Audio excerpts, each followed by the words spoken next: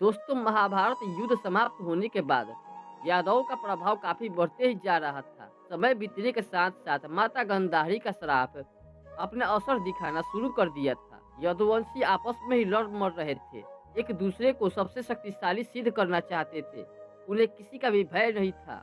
एक दिन सभी यदुवंशी सागर तट पर, वर्तमान में सोमनाथ मंदिर के पास, आपसी विवाद के कारण यदुवंशियों में भयानक युद्ध छिड़ गया।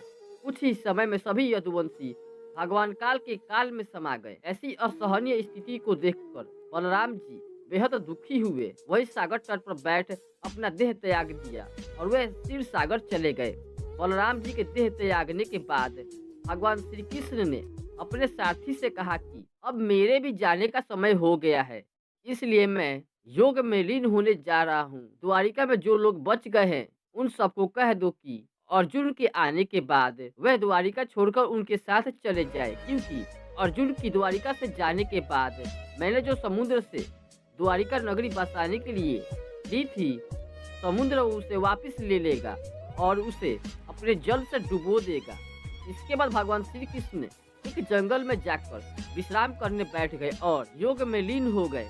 और उसी जंगल में एक शिकारी शिकार करने आया हुआ था, जिसके बाद भगवान श्री कृष्ण ने पैर को मृग की आंख समझकर चारा नामक शिकारी ने दूर से ही बाण चला दिया।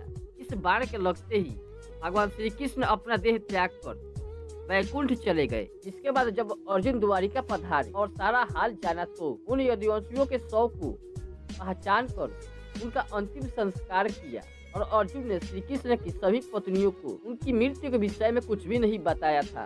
वह भगवान श्री कृष्ण के पत्नियों सहित उनके संतानों और द्वारिका में जीवित यदुवंशियों को बड़ी ही सावधानी से इंद्रप्रस्थ के लिए निकल पड़े।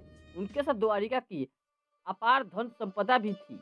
रास्ते से गुजरते हुए जो कुछ भी हुआ, उसकी उम्मीद ना तो भगवान श्री कृष्ण की पत्नियों की थी और ना ही अन्य लोगों को था। उनके साथ क्या हुआ ये जानने से पहले अगर आपने हमारे चैनल को सब्सक्राइब नहीं किया है तो कर ले, ताकि ऐसी वीडियो आपको हमेशा प्रत्येक दिन मिलता ही रहेगा। रास्ते में अभीरो बल के लोगों ने इतनी महिलाओं की रक्षा के लिए केवल एक योद्धा को उपस्थित देखकर उनके ऊपर आक्रमण कर देते हैं। भगवान श्री कृष्ण की पत्नियों सहित उन सभी को बंदी बना लिया और उनका धन लूट लिया। जिस अर्जुन ने पूरे महाभारत युद्ध में अपने विरोधियों के पसीने छुड़ा दिए थे, जिनके नाम मात्र से ही कौरव सेना थर थर कांपा करती थी, वे भी उनकी रक्षा नहीं कर सके। भगवान श्री कृष्ण को इस संसार से जाने के बाद अर्जुन ने अपनी शक्तियाँ खो दी थी, क्योंकि अर्जुन को जिन कारणों के लिए अपनी शक्तियों का उपयोग करना था, वह कार्य अब पूरा हो चुका था। अर्जुन ने यदुवंशियों के लोगों का रक्षा करने के लिए हर संभव प्रयास किया, पर अर्जुन के सभी अस्त्र असफल हो रहे थे। केवल श्री कृष्ण की 8 पत्नियां, बलराम जी की पत्नी और कुछ सेविका अभीरों के आक्रमण से बच पाए थे। ये सभी अर्जुन के साथ इंद्रप्रस्थ पहुंचे। अर्जुन ने सभी को राज्य में उचित स्थान देकर अपनी कर्तव्य को पूर्ण किया और अंत में भगवान श्री कृष्ण के और पौत्र ब्रज को मथुरा का राजा बना दिया।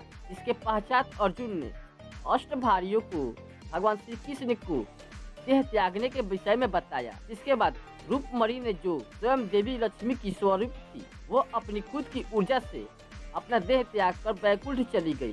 साथ ही जयमंती भी सती हो गई, जो जयमंत जी की पुत्री थी।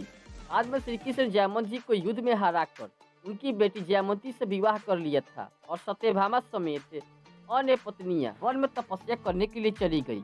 ये सभी केवल फल और पत्तों का आहार करती थी और उनकी ही सहायता से जीवित रहती थी और भगवान श्री हरि की आराधना कर रही थी। और सही समय आने पर भगवान श्री हरि में ही विलीन हो गई। बहुत लोग भगवान श्री कृष्ण के देह त्यागने के बाद उनकी पत्नियों के बारे में गलत बातें बताते हैं। कृपया ऐसी गलत अफवाहों के ऊपर विश्वास ना करें और सच बात की जांच करें।